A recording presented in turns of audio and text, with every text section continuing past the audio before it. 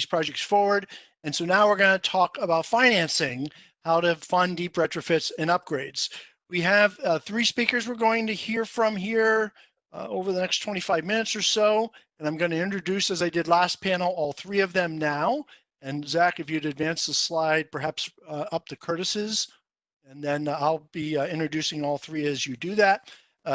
So first, we're going to hear from Curtis Probst. He's the co-CEO of New York City Energy Efficiency Corporation.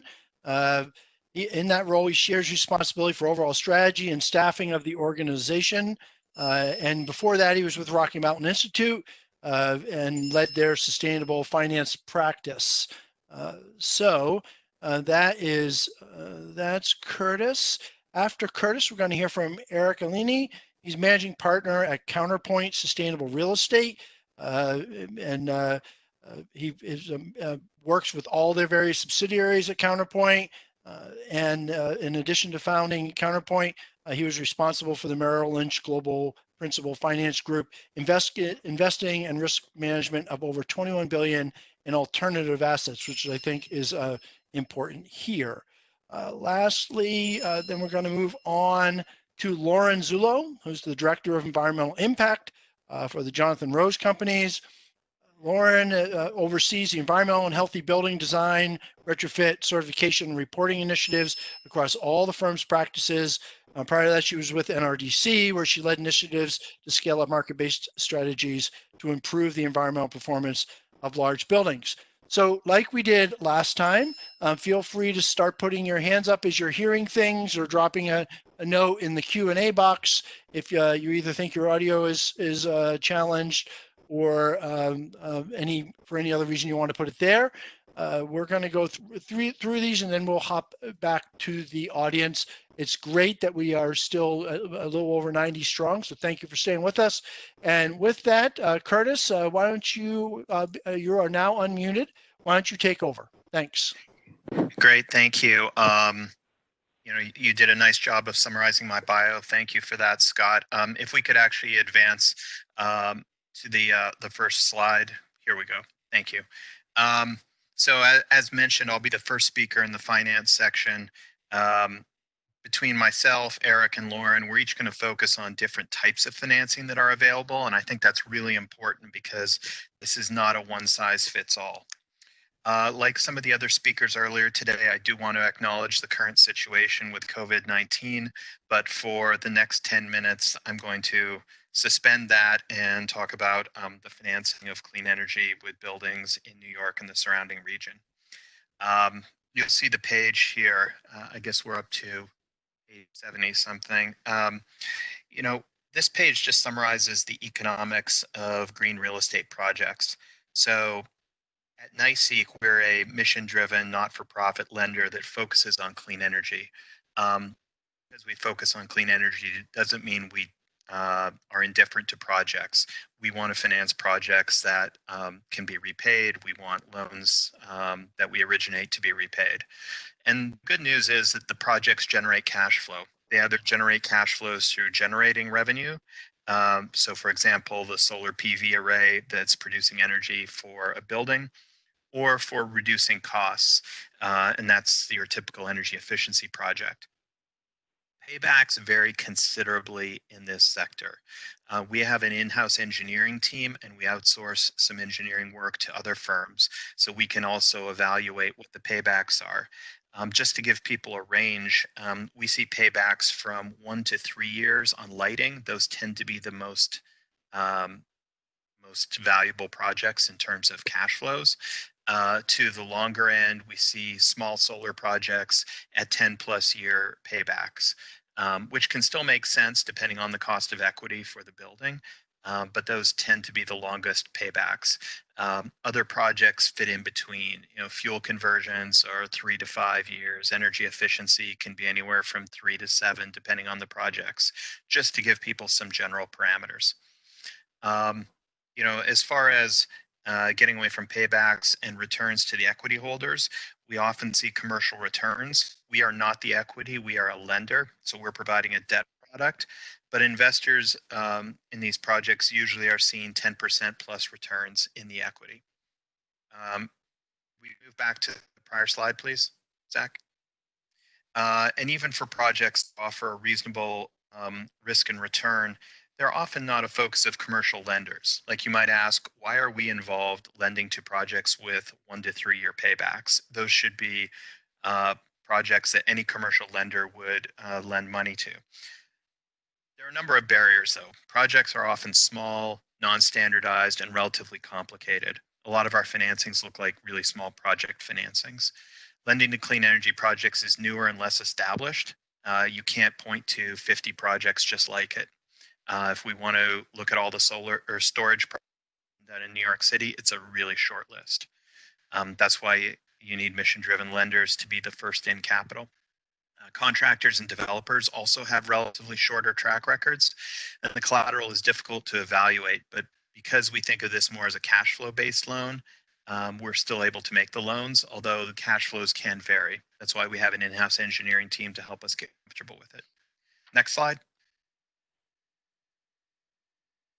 So we have a range of projects. The first 3 columns are direct loans. So these are where we make a loan to a building, and that loan is a direct obligation of the building, but it's not your typical first mortgage loan. We have a few categories. The first would be a loan, and we will come in and we will finance all or a portion of the construction of a building that is a high performance building. And that's something we'll do across all building types that we focus on, which is basically everything except single family residential. Equipment loan is, again, we're making a direct loan to the building. We're secured only by the equipment. So that could be heating, ventilation equipment, that could be building management systems. And that's something where we take a lien on the specific asset, secured creditor to the building. And then finally, multifamily solar. This is a development to help individual owners of co-ops and condos monetize their tax credits. Moving to, and I'll have a case study on that in a moment. Moving to the EXA or PPA backed loan. So in this case, it's not a direct on balance sheet obligation like a direct loan. Here we're lending to a special purpose entity that's owned by a developer. And that developer is entering into either an energy services agreement, an ESA with the building, or they're entering into a power purchase agreement, a PPA with the building. That's normally an off-balance sheet solution for the building because they're only paying for performance, and the developer is taking the risk that the asset performs according to plan. So it's used for any kind of turnkey financing. The ESA normally refers to energy efficiency, and the PPA refers to renewable energy. And again, we do that across all the building types we lend to. And then finally, PACE loans. Eric's going to be talking a lot more about PACE. So in the interest of time, I'll just move beyond that and go through a few of our case studies. Next slide, please.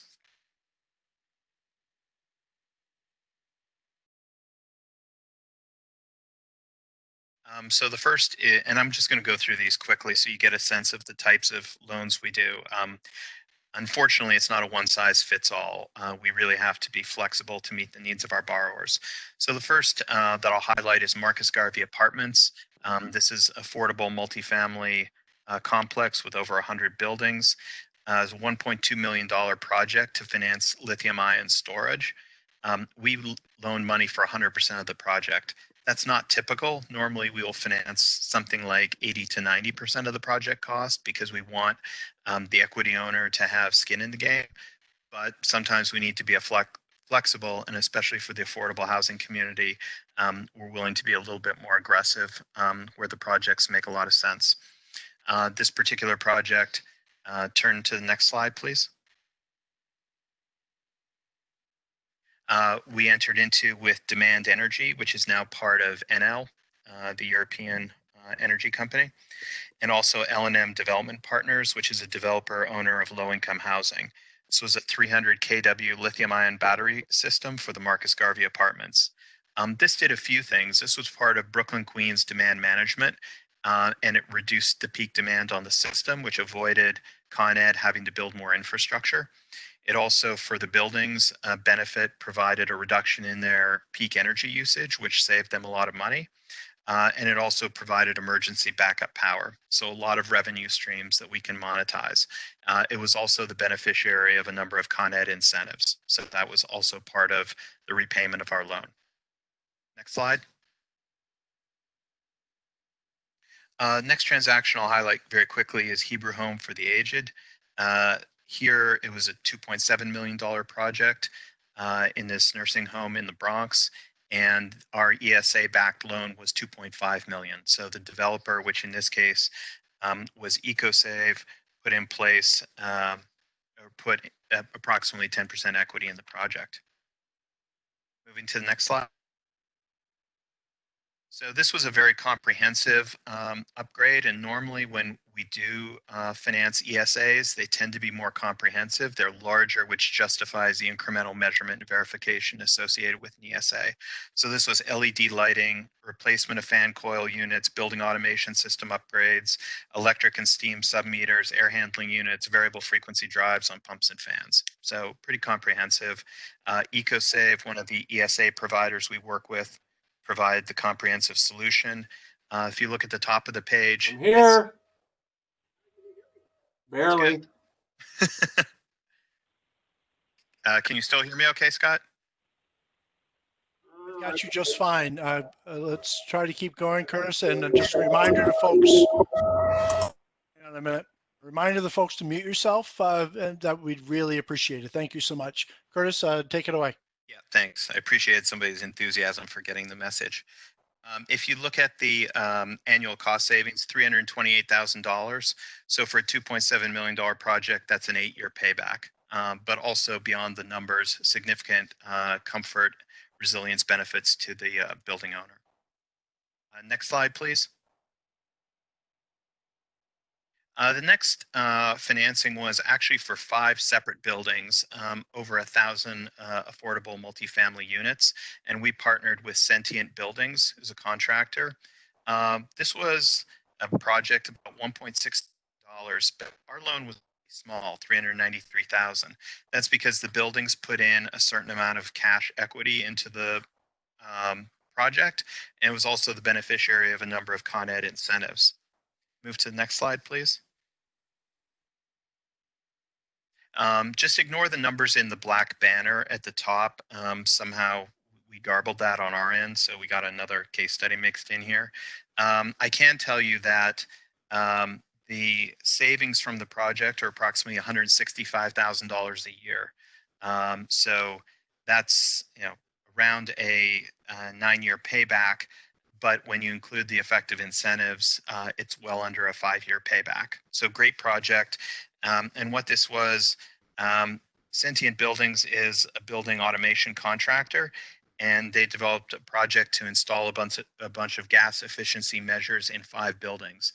So this is to reduce natural gas consumption at the buildings while still providing for the heating loads.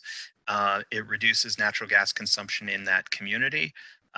It makes the buildings more energy efficient, it reduces their costs, and it improves or reduces their GHG emissions. So great project, and that was across 5 buildings in Mount Vernon, New York, and in the Bronx. Then the last case study I'll touch upon, since I'm getting near the end of my 15 minutes here, is for Elmo Homes, which is in Brooklyn. This is an affordable multifamily co-op. It's about 24 units. Here, total project cost was $200,000. We made a loan of $186,000. Greenhouse gas reductions for the building, 94%. So we reduced almost all of the GHGs attributable to building energy usage. Just moving to the last slide. Thank you, Zach. So in this case, we put in place approximately 30 kW PV system and also new metering. In this particular transaction, normally when we finance solar, we'll finance something like 60% of the project because there's normally a tax equity provider. For co-ops and condos, it often doesn't make sense to have a separate tax equity provider. So we worked with a partner that would do the paperwork for the tax equity for the building owners. We would loan against the value of the tax equity, and as the building owners reap those benefits would flow through the management company and would be used for a loan. So in effect, we bridged the tax benefit of the ITC. So, innovative, great project, and significant greenhouse gas reductions. So that's all I want to say. And Scott, microphone back to you. Curtis, thank you so much. I love that you started with the top point of paybacks matter and shared with us some of those examples. That the notion that much of this type of lending doesn't fit the traditional box, and that's important for us to all be remembering. The various types of loans that are out there, and how they're the same and different, and then the array of case studies that let us understand what great projects there are. I was fascinated by the aggregation of buildings, the blending of measures, the kind of patchwork quilt of financing, all really good and inspirational to demonstrate to us that these projects are actually happening, can be put together, and can be financed. So thank you very much, Curtis. And hopefully with that, we have Eric ready to go. Eric, are you with me? I am. All right, take it away, Eric. Thanks very much. And by the way, I'd like to know two things. Hope everyone stays safe in these troubling times. And I want to thank NYSERDA very much for putting this together. I think it has been informative and well run, Scott. I'm impressed how well you're actually moderating this. Financing, next slide, please. Financing is a key element in any carbon reduction plan, evidenced by the fact that New York City moved forward with its PACE law in conjunction with the Climate Mobilization Act as part of the Climate Mobilization Act. And so financing is important for a couple of reasons. And a best anecdote I can give you is that back in the 80s, when the OPEC oil minister at the time was asked whether or not renewables would supplant fossil fuel, his response was that the Stone Age didn't end because they ran out of stones. It's that bronze was just better at doing the things they wanted to do. So as the ability for real estate and the convergence of real estate and energy come together, it's important that financing vehicles are available to the property owners so they are motivated to execute this. Very few people want to take all the money out of their pure capital to go and provide property, some type of property improvements. Excuse me. So one of the things that was passed in New York State and New York City was the Property Assessed Clean Energy Program. CPACE, as it's referred to, Commercial Property Assessed Clean Energy, is a public-private partnership. Thank you. Eric, can I interrupt you for 1 second? If I can get whoever has an open line to please mute it so we can all actually pay attention and hear Eric's informative presentation, I'd really appreciate it. Eric, take it away again. Thanks. Thank you very much. So CPACE is a public-private partnership which allows property owners to finance projects through a voluntary tax assessment that's based on their property. And it finances literally 100% of energy efficiency, renewables, resiliency efforts, the related costs that are associated with it. NYSERDA has one of the best sets of guidelines nationally, and it allows for a good, thoughtful understanding of these projects. Counterpoint, which I run, is both a capital provider and a program administrator. We administer the program, for example, in Chicago. We also administer programs in Florida and in California. Curtis and Fred Lee at NYSE run the New York City program, and the EIC program run by Susan Morth, covering the rest of New York, offer a very interesting opportunity to basically lend against these projects. It is efficient financing for the borrowers, and it has grown rather dramatically. Typically, these are collected through local real estate taxes, so it's the same as a regular loan, except that the taxing authority collects the payments each period along the lines of taxes, and there are very long-term financing options, could be up to 30 years, which then, however, may not exceed the useful life of the project. That long-term financing of PACE is important because it allows you to have lower payments, given the long term, and therefore be able to hit your targets of payback in a faster period at lower cost. Next slide, please. PACE right now is in roughly, I think it's about 32, 34 states. 36, I'm sorry, but there are about 22 states where we're actually launched and operating, and New York is a key part of that, having now being launched in both New York State, and Aaron running the program with Fred and Curtis in New York City. This is a very important program in New York City because it allows for a very large amount of buildings. There are almost 1.1 million buildings in New York to begin to hit the carbon targets that are necessary. Next slide, please. As I said, Energize New York has opened up a number of PACE markets. They are very easy to work with. And again, working through the NYSERDA guidelines, we have done a number of projects in New York State and have a number on the drawing board that are very useful, I think, to the owners. Next slide. So again, financing highlights. So PACE will finance 100%, typically up to about 25% of the appraised value of both the hard, soft, design, contract costs of a particular project. The goal is to not have to value engineer out the project that you are looking at. And that's one of the things that's important, because if we're financing 100%, right, of these costs, financing costs, appraisal costs, other costs, it allows the property owner to not remove that one project that can be very helpful in reducing carbon. One of my favorite things to do is walk into a large building, and we'll talk to a building owner in New York City, and we'll say, have you thought about doing a PACE project?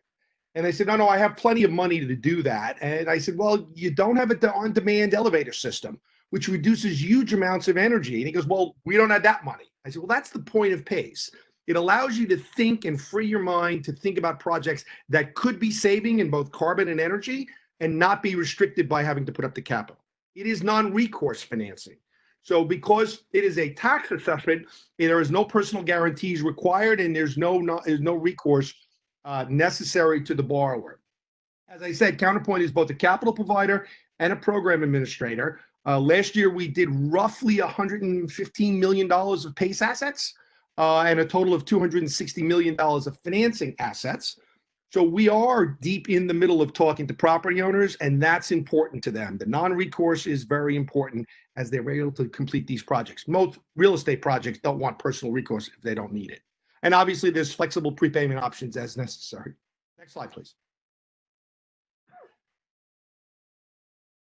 So what do we focus on in the green building sectors? Obviously, renewable energy projects, common area retrofits, green roofs. In California, we do seismic retrofits, water conservation. In Florida and other places, we do flood mitigation.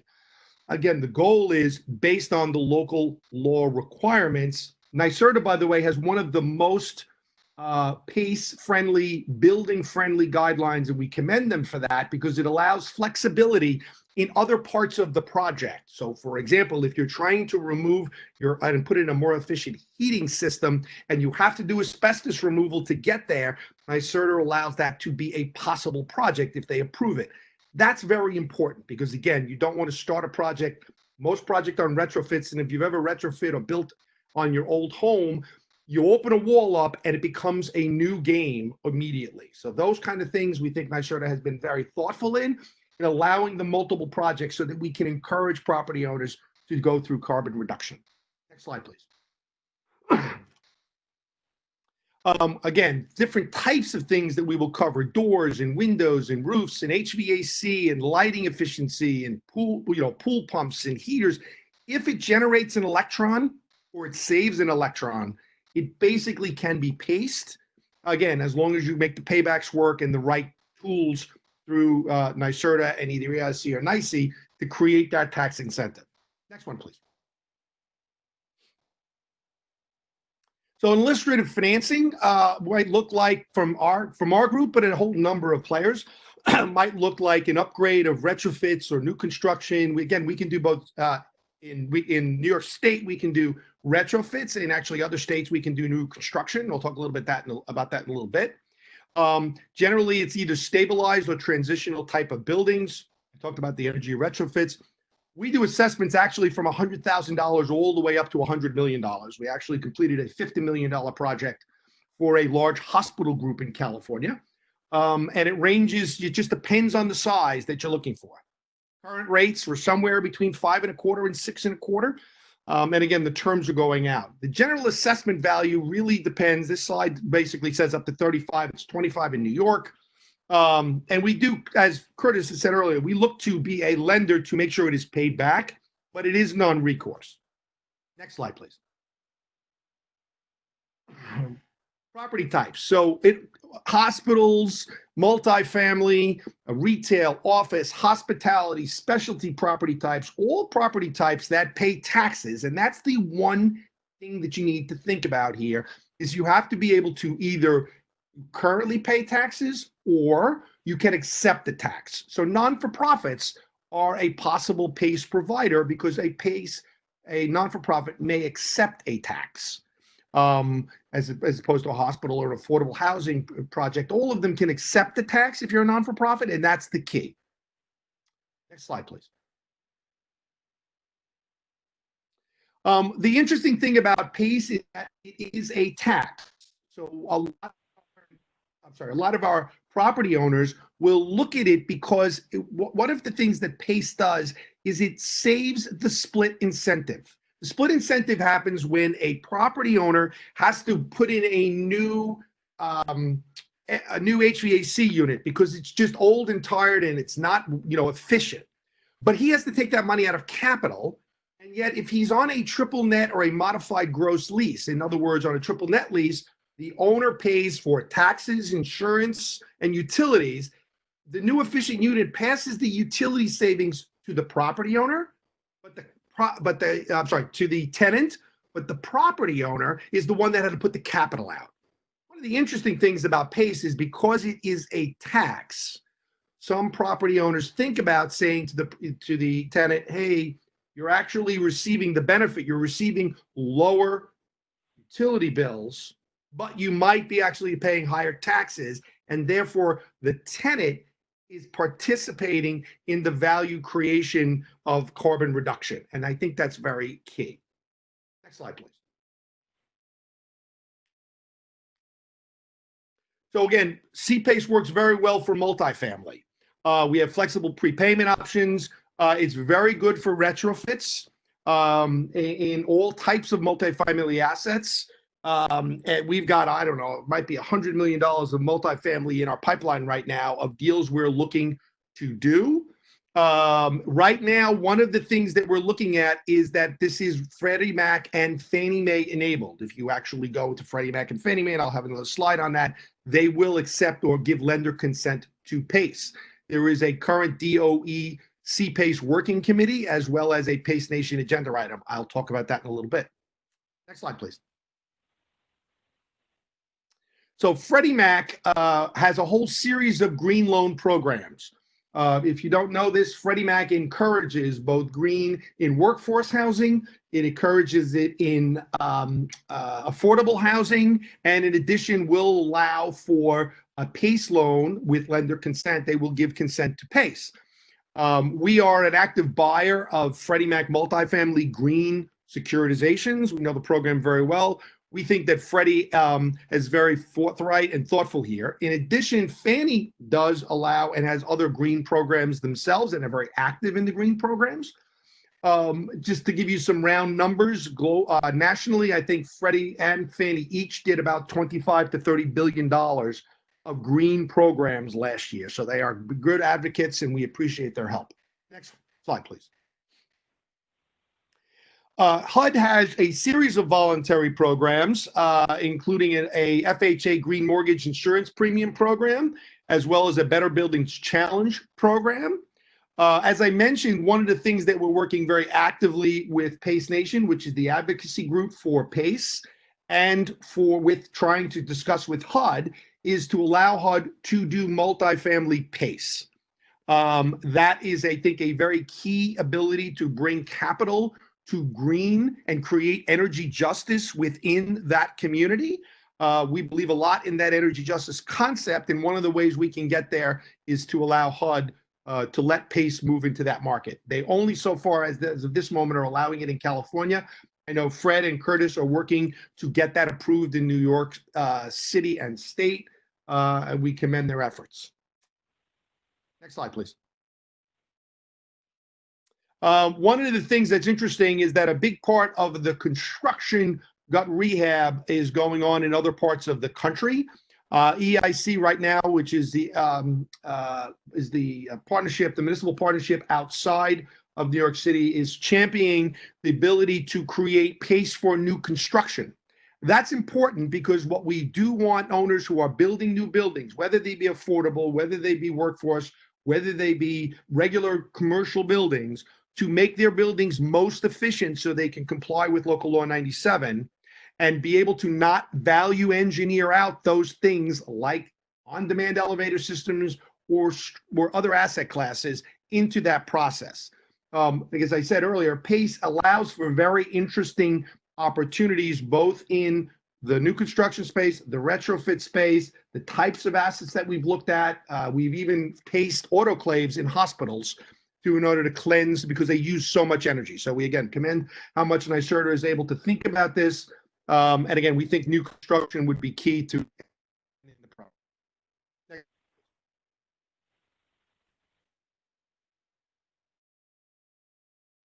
And I'm done. Thank you. Great, Eric. Thank you so much. While we get Lauren teed up, just as a recap, really great background information covering all things commercial PACE. You started with this really interesting notion of the alignment of the convergence of real estate with energy outcomes, the notion that you can actually finance an array of different types of work, including energy efficiency, renewable energy, water conservation, resiliency, that you have a wide range of financing timelines, always so long as it's less than the useful life of the project. And that the good news is New York's very active. This notion that, you hit many types of it can be applied to. Personally, I was really thrilled to hear you talk about any solution to split incentive, and if CPACE is a great solution for that, solving the split incentive has plagued the energy efficiency space for decades. So any solution that makes sense is a good solution. And then you shared a wide array of resources from other entities that can help people move projects forward and frankly play also with PACE. So thank you so much. And just before I go to Lauren, I think we're going to have right around a half an hour for a really robust conversation. So start queuing up, if you will, raise your hands. And whether you have questions for Lauren, Eric, and Curtis, or you want to wait for the questions that we'll post, but get in line and we'll be ready for a good conversation. Lauren, are you with me? I'm with you. Thanks, Scott. Great. I got you. Take it over. Thanks. Okay, great. And I apologize in advance if you hear any background noise. I have an 11-month-old who decided she was going to start walking in the first week of quarantine here. So it's an interesting time. I was asked to keep this pretty short, and I think that we've done a really great job today going through some of the various financing options available to folks. And so what I wanted to bring to the table was a little bit of perspective about how these financing options apply in the affordable multifamily housing sector and how we sort of approach these from a deal perspective. Next slide, please. Oh, one more. Thanks. So just as a little bit of high-level overview so you know the perspective from which I'm coming, is I'm with Jonathan Rose Companies, and we're probably most known in New York City as an affordable housing and mixed-income housing developer. So a lot of our ground-up projects have been, built over the years. But aside, many of you may not be aware of, because we haven't invested too much in the New York City market until more recently, is we're also a private equity owner. So this is a world of a for-profit affordable housing, a private affordable housing owner. So as a private equity fund, we're an asset manager managing the money of others to invest in the preservation of affordable housing. And then we are also an asset owner where we directly acquire buildings into our own portfolio. I mention this because we also have a national scale with over 15,000 units across the country. It's nearly 90 properties, and we operate in 18 states. So I have a perspective sort of operating in some other states and under other incentive programs and various things that have provided kind of an interesting level of insight. And so I wanted to just sort of start out with some of the sustainability goals that drive our firm and the way that we approach things. And I think this gets a little bit to the stakeholder discussion about how various parties are motivated. So for us, our sustainability goals are rooted in sort of data-driven metrics, energy savings, emission savings, water and waste savings. We make these commitments to our investors, and many of them are coming to us as impact investors. So looking not only for financial returns, but also social impact returns in the preservation of affordable housing and the improvements in health outcomes, as well as environmental impact goals as well. In addition, we seek certifications, typically, enterprise green communities. We also have initiatives and goals set around decarbonization of our portfolio, improving resilience, improving health and wellness, designing with ecological standards in mind, and innovating along the way, so piloting new technologies or new ways of deploying technology. I show this so that you can get a sense of, as a developer or as an asset manager or owner, how there may be many competing priorities, but there are, as we all know, many synergies amongst these. Next slide, please. So as we approach a project, an efficiency project, obviously those cost money. And so at the most basic level, and this is sort of what we've been talking about all day today, how do we find the funds to do that? There are various ways, and I think as you, depending on the size of the project that you're trying to do, some of these make more sense than others. So within our portfolio, for smaller projects or just basically anything that we're doing within our operations budget, any sort of repairs and maintenance, we are always seeking to improve the efficiency of anything that we're doing, even if it's as simple as replacing a one-off faucet that's broken. We are always looking to drive efficiency there. In addition, in affordable housing, you build what are called replacement reserves. These are lender agency required reserves for replacement of major systems. And you have planned capital expenses that you build into your longer term budget planning. And so we look to all of the replacement reserves and the planned CapEx as opportunities to also improve efficiency.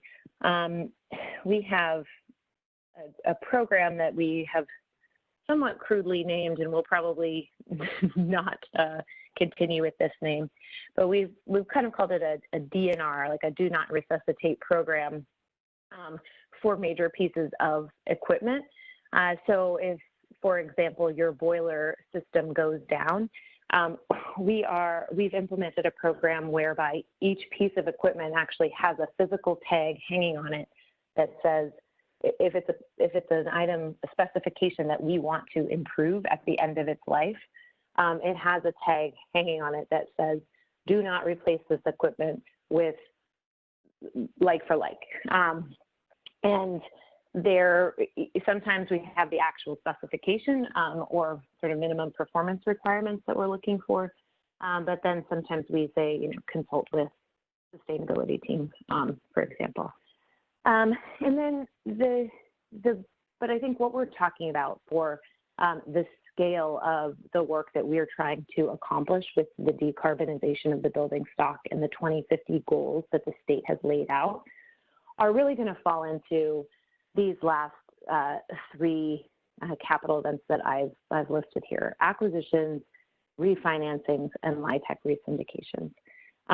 Those are, for affordable housing, the main levers and the main times at which you can deploy the sufficient amount of capital needed to make the major improvements that we're talking about.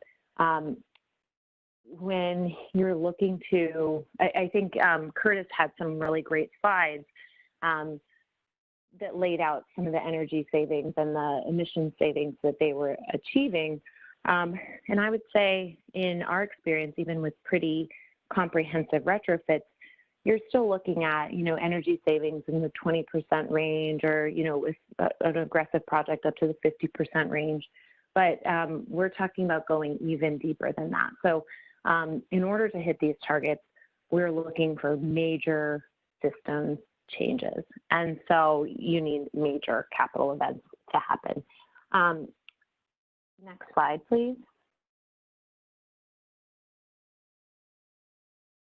So in affordable housing, we're actually somewhat lucky in that there are many robust programs and financing options available to us. And they work, but they can still be difficult to implement. And oftentimes they don't necessarily work in concert with each other. And in order to achieve the savings we're looking for, we're really going to have to ensure that the programs that are available to building owners can work in connection with each other and leverage one another, because right now it can be, some programs can be in conflict with each other. So some of the green financing options out there are GSEs, and Eric did a great job laying those out. Fannie Mae and Freddie Mac both have green financing options available, whereby typically you're performing an energy audit or an assessment early on in the due diligence process. The cost of that, or a portion of the cost, is covered if you close on the loan. In addition, they underwrite a portion of the projected utility savings, which helps you size the loan differently. And in addition to that, you also typically get a better rate.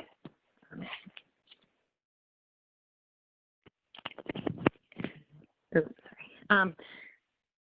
Let's shift the phone. Okay, so Fannie and Freddie. In addition, FHA insured mortgages, these are HUD insured mortgages. There are many options with that. So as you're entering into a new mortgage, whether during a refinance or an acquisition of an existing property, there are options within FHA to secure mortgages that have sort of different pros and cons. The typical programs that folks are entering into are called a 223F or a 221D4. These are different programs sort of based on the amount of work that's being performed. So at a certain dollar amount, a certain cost per unit, you enter into more of a substantial renovation or a substantial rehab project. And that tips the scales, and you need to do some additional work, including things like comply with Davis-Bacon laws, for example. And so those programs also have green overlays. Typically, a mortgage insurance premium is required, and if you pursue some green programs, you can have a reduction in that mortgage insurance rate, for example. These can be tricky, and as I said, sometimes there's competing interests. So often by having different levels of affordability, you can you can achieve some of those premium reductions, for example, but you can't double dip, so to speak. So affordability, if you're claiming affordability reductions, you may not be able to claim the green reductions. Similarly, in the Fannie and Freddie programs, they have programs that are also pushing health and active building design, for example. And if you claim those or enter into those programs, you can't enter into the green programs. So there's a lot of good work happening there, but sometimes it means the programs are competing with each other. And deal teams are often incentivized to take the path of least resistance, or the one that will mean the project closes the easiest and most quickly. And that often does not mean choosing a really comprehensive, deep green energy saving retrofit. Other options out there that I'll just touch on are green bank options, like NYSERDA offers. PACE can be tricky in affordable housing with some of the approvals required. In other markets, we see a fair bit of soft debt by cities and other agencies who are looking to preserve affordable housing, who will often come to the table offering some financing, low-cost financing options to help the project make the improvements that it needs to make just in order to preserve that affordable housing, because it is so scarce across the country. In addition, incentives and rebate programs are really important to making a lot of this work go forward in the affordable housing market. In California, for example, they do a great job of funding their low-income weatherization program beyond what the federal government funds, and offering some deep incentives there, as well as technical support. Next slide, please. So just to close it up, I'll touch on some of the challenges to implementing these green retrofits in affordable housing. Even with financing tools available, the upfront cost and integration of that process into the due diligence process can be really difficult. As I mentioned, Fannie and Freddie programs both offer to subsidize or cover the cost of an energy audit. However, that's not guaranteed, and if the deal does not close, then that audit cost is it's just out there to the prospective buyer as a dead deal cost. So that's coming typically, directly out of the pockets of the company looking to buy the building. Sometimes those are small dollar amounts, but what's probably more important and more difficult is the integration of audits and scoping into that due diligence process, because deal pace can move pretty quickly. You're dealing with a lot of attorneys and lenders, and sustainability and carbon reduction is not currently their priority. Again, their priority is always getting to the deal close.